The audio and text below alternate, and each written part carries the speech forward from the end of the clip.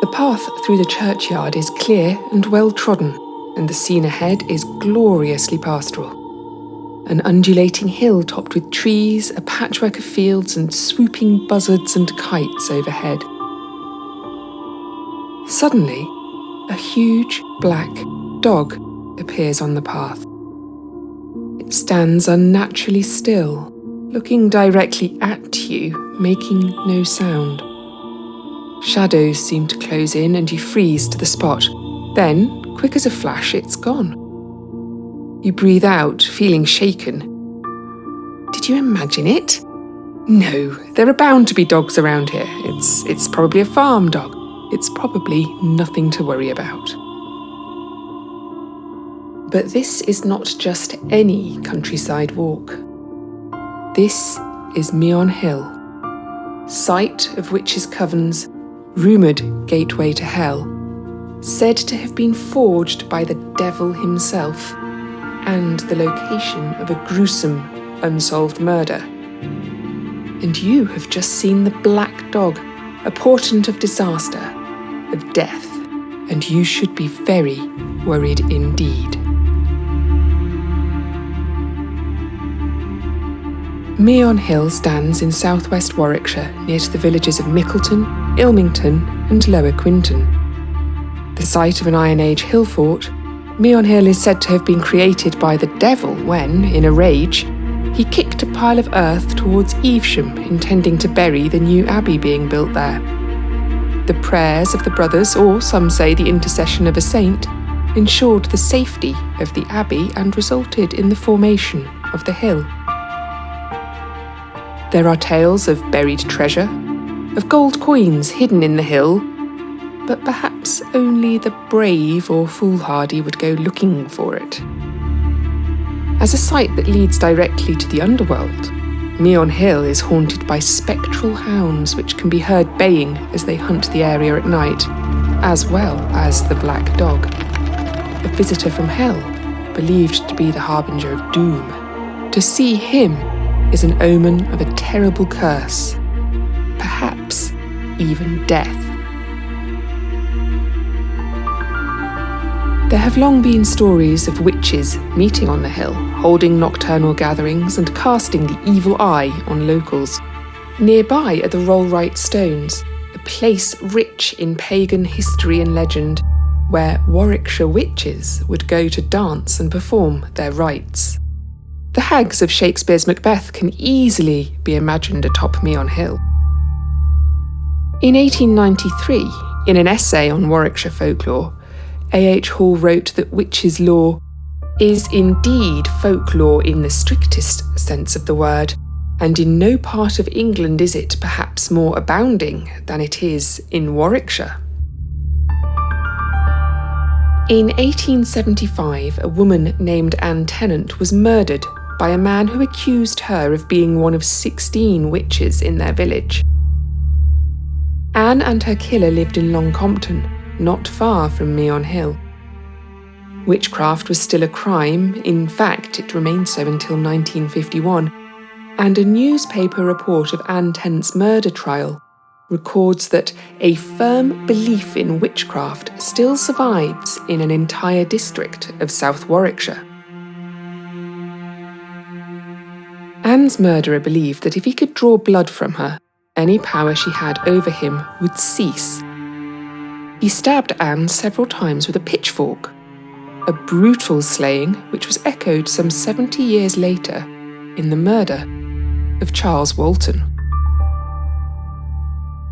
A 74-year-old farm labourer from Lower Quinton, Charles Walton was killed in broad daylight on the 14th of February 1945. His mutilated body was found in a field on the lower slopes of Meon Hill. The murder weapons were his own tools. His pitchfork had been plunged through his neck, and blows to his neck and chest were made with his slashing hook. His head had been almost severed from his body.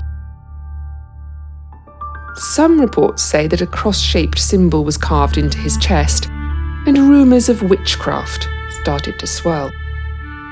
Robert Fabian, a famous Scotland Yard inspector, was sent in to help the local police with their investigation. Fabian was apparently given a book about local folklore which included a story about Charles Walton, when he was a young man, seeing a mysterious black dog on Meon Hill for 9 days in a row. On the 9th day, he also saw the ghost of a headless woman, and the next day, his sister died. Walton was said to talk to birds. He had a lot of natterjack toads in his garden, and the police were left with the impression that villagers held Walton responsible for a bad harvest and the death of a cow. Had he been killed for being a witch, or sacrificed as part of a pagan ritual? Dr. Margaret Murray, an anthropologist and scholar of witchcraft, certainly thought so, telling the Birmingham Post that she believed devil worshippers involved in black magic had sacrificed the man. Fabian said that he saw the black dog himself on one occasion when he was walking on Meon Hill, and the investigation subsequently faltered. No one would talk to the police about the crime. Some even became ill when questioned.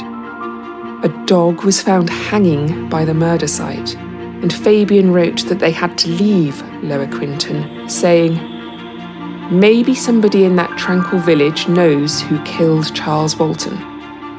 Maybe, one day, somebody will talk."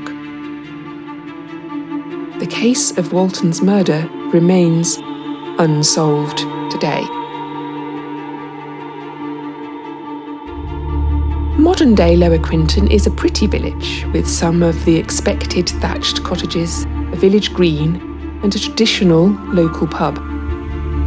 The church, St Swithin's, is beautiful, and I find that churchyards are almost always calm and peaceful spaces, but this one is perhaps overshadowed by Meon Hill in every sense of the word.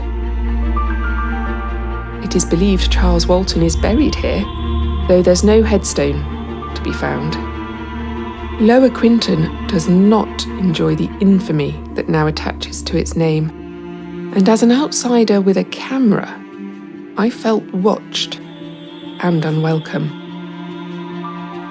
I mentioned Meon Hill in a brief chat with an otherwise friendly local, and the temperature dropped.